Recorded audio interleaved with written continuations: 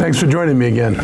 At the time of this taping, the County Council is still deliberating over the FY27 operating and capital budgets. Let me start by saying I do appreciate that the Council fully funded the compensation agreements we negotiated with our county employees. Keeping our commitments matters, and our employees deserve to have the salaries to keep pace with inflation and the rising cost of living. But beyond that, Council counter proposals to this budget put us in a lose-lose-lose situation. It's a loss for homeowners because 201,000 homeowners will pay higher property taxes through the elimination of the income offset credit, or the ITOC. Every homeowner loses a flat $692 credit on their primary residence, regardless of age, income, or property value. For the average homeowner, that works out to the rough equivalent of 10.6 cents on a property tax increase, which is significantly higher than the 6.3 cents that I proposed. It is a loss for the county government because the council's tax restructuring plan actually reduces long-term revenues by tens of millions of dollars. Current projections show roughly almost $65 million less in revenue this year, and approximately $158 million in reduced revenues in FY28. That is money that would otherwise support schools, transportation, public safety, housing, health services, and other essential programs that residents depend on. It is a $158 million hole that will begin next year's budget with. But the biggest loss in this budget is for MCPS students, families, employees. Residents should pay close attention to the reduction scenarios and the service impacts the superintendent has already discussed publicly. These are not abstract numbers on a spreadsheet. These are real consequences that can mean larger class sizes, delayed school maintenance, fewer supports for students, reductions in programs, and difficult staffing decisions throughout the school system. After all of this, commercial properties, surprisingly, see no tax increase at all. That is the part I think many residents are struggling to understand. Homeowners pay more, county revenues go down, schools still get cut. I proposed a different path. My budget fully funded MCPS, preserved the ITOC for homeowners, increased working families' income supplement for lower income families, and tried honestly to address the revenue challenges we face as a county. For years, I've pushed for allowing Montgomery County to establish different commercial and residential tax rates, similar to what exists in Northern Virginia and Washington, D.C., where commercial growth helps pay for transportation and infrastructure improvements. Legislation was in front of the legislature this year, last year, the year before, that would have given the authority to change our tax structure, but the county council refused to support it, not even wanting to have the power to make the changes and refusing to even give ourselves those tools. At the same time, we're entering a period of growing uncertainty from the federal government, with more responsibilities being shifted onto local governments while funding support becomes less certain.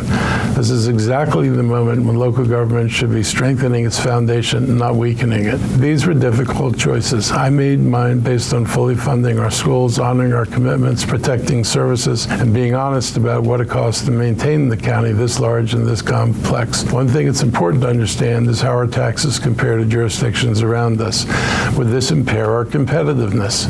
As you can see from these charts, this will not impair our competitiveness. Montgomery County is over on the far left side of the screen, and with my tax increase, we would have been up to $1.08. Go next door to Frederick County, their taxes are $1.11. Go to Fairfax County, their taxes are $1.15. Go to Howard County, their taxes on residents are $1.33. And go to Prince George's County, their taxes are $1.37. If you go to Reston, Virginia, the taxes are $1.22. And the only place that's less expensive than Montgomery County is the District of Columbia, where their taxes are 85 cents. But if you look at the chart or the bar next to it, you can see why. And I'll do this in reverse. The other next bar lines are the commercial taxes. The District of Columbia manages 85 cents on residents because their taxes on commercial property go up to $1.89. In Reston, Virginia, their taxes go up to $1.49. Prince George's County commercial taxes are $1.37. In Howard, they're $1.33. In Fairfax, they're $1.28, but if they're in special taxing districts, they also go up close to $1.50. In Frederick County, their taxes are $1.11, and in Montgomery County, our taxes would have have been $1.09. We would have been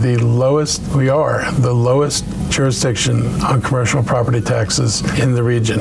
If these charts show you anything, it's that it's pretty clear that Montgomery County would remain competitive both residentially and especially on commercial property taxes if we put these taxes into place. I do want to thank all the residents and advocates and organizations who've been engaged throughout this budget process. No matter your opinion, your voice and feedback matter. I also appreciate the County Council providing a more transparent and public-friendly budget process as compared to recent years.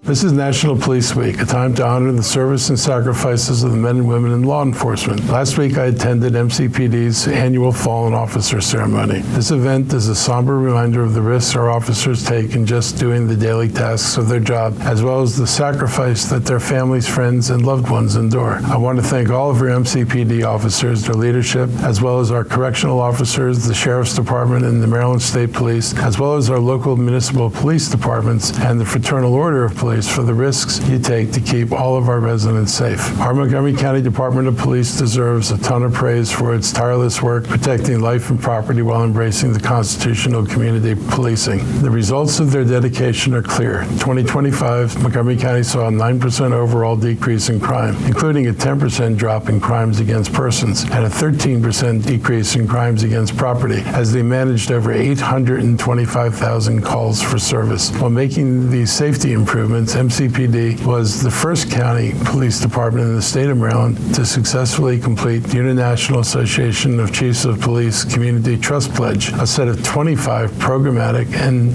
policy implementations that aim to enhance trust between police agencies and the communities they police. To support the public safety mission, our government is making historic investments to ensure our first responders have facilities and tools they deserve. Our FY 27-32 capital improvements program includes $40 million to design and construct the new 4th District Police Station that replaces an obsolete building that no longer meets our needs. We're also prioritizing the immediate safety by replacing the body armor units and the ballistic SWAT team vests. We're also investing in technology to strengthen our efforts, and nothing demonstrates that better than our Drone as First Responder program. Last year, this program completed over 2,100 flights, with drones reaching incident scenes first 76% of the time, and providing officers with immediate information. We'll be making an announcement soon about an additional enhancements to our DFR program that will allow us to use drones more frequently. Through our Public Safety Joint Operations Center and Real-Time Intelligence Center, we are integrating data from over 2,000 community registered cameras and our automatic license plate readers, which yielded 3 million hits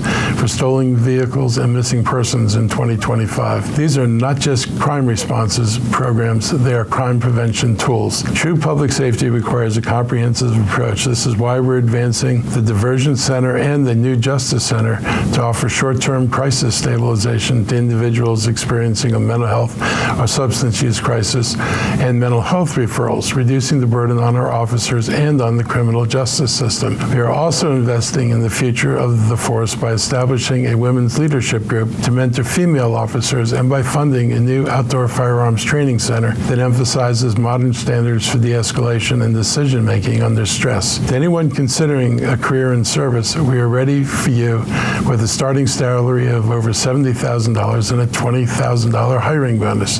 You can learn more by visiting joinmcp.com. I wanted to make you aware of the racist and xenophobic video posted by Maryland delegates Mark N. Fisher and Brian Chisholm accusing Delegate Chow Wu of being a spy for the Chinese government and mocking the way he speaks. Delegate Wu has served the people of Howard and Montgomery counties with seriousness and integrity since taking office, and he deserves better than this kind of garbage. At a time when the entire country is celebrating the sacrifices, achievements of the Asian American, Native Hawaiian, and Pacific Islanders communities, to question someone's loyalty because of where they were born is one of the oldest and ugliest patterns in American politics. Asian Americans have dealt with that suspicion for generations. We've seen it during wars, during periods of economic fear, and whenever politicians decide it's easier to divide people than actually solve problems. The idea that someone can never fully belong here because of their background or accent is deeply damaging, and public officials should know better than to encourage it. As Shirley Chisholm said in 1973, racism is so so universal in this country, so widespread and so deep-seated that it's invisible because it's so normal. Our words still matter because prejudice often hides behind jokes, casual accusations, and rhetoric that people try to dismiss as politics. We should not pretend this behavior is harmless or normal. Racism and xenophobia have no place in the state legislature. Delegates Fisher and Chisholm owe Delegate Wu an apology. I appreciate that leaders from across the political spectrum have spoken out against this conduct because this should not be a partisan issue. Montgomery County is stronger because people from all over the world have chosen to build their lives here. We're not going to stay silent when residents or public officials are targeted because of where they come from, how they speak, or what they look like. This country has gone that road before, and leaders should understand the damage it causes. There's an important update coming next week for those following the Potomac Interceptor cleanup. Maryland Department of Environment will lead an update on remediation and the results of sediment tests starting at 7 p.m. Monday, May 18th at the Glen Echo Town Hall. Leaders from the county's Department of Health and Human Services will also be on hand to explain why some restrictions remain in the place near the spill site. Those who can only attend virtually can sign up now through the Maryland Department of Environment. We look forward to an update on that situation and seeing the river return to normal so that the summer boating and water activities can continue as normal. Many of us already know we have something special at the Noyes Library.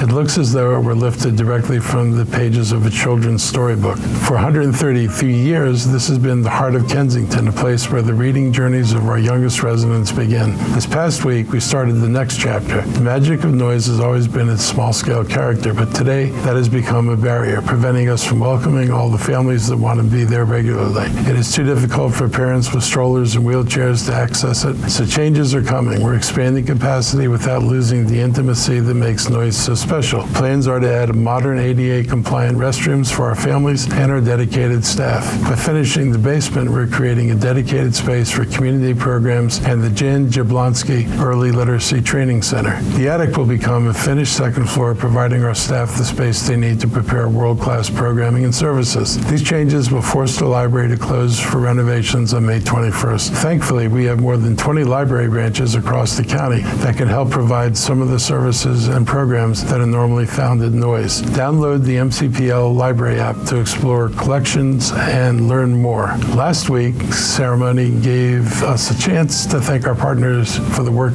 in paving the way for these upgrades. Our District 18 delegation, Senator Jeff Waldstreicher, Delegates Aaron Kaufman, Emily Shetty, and Jared Solomon helped secure critical state bond funding. I also want to thank our council members, our Department of Libraries, and our Department of General Services for the coordination and work on this project. Kensington Mayor Tracy Furman, the Kensington Town Council, and the Noyes Children's Library Foundation were crucial for pushing this project along. A strong library system must be accessible to all regardless of ability or background.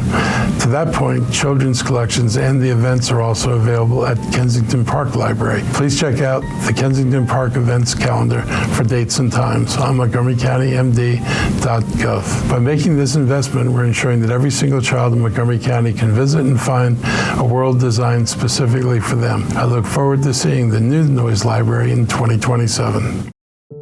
Every year during Juneteenth, we take some time to honor the living legends of Montgomery County. Nominations for these special awards are now open, but the deadline for submissions is next Wednesday, May 20th. My office is proud to partner with the Office of Human Rights and the African American Advisory Group to shine a spotlight on those who've dedicated their lives to fighting injustice and helping others achieve success. We are looking for nominees who've dedicated their lives to service and excellence in the African American community. Part of being committed to preserving Montgomery County's history is understanding it. These awards allow us to recognize how Black community leaders helped shape our past and played a key role in making our home one of the most diverse in all of the United States. Nominations can be submitted by email to james.stowe@montgomerycountymd.gov or by mail to African American Living Legend Nomination, 21 Maryland Avenue, Suite 330, Rockville, Maryland, 20850. The awards presentation will take place on Saturday, June 20th at the Black Rock Center for the Arts in Germantown. So pass this information along and nominate a worthy living legend. That's it for today. I hope you get a chance to enjoy the weekend, and I will be back again next week. Take care.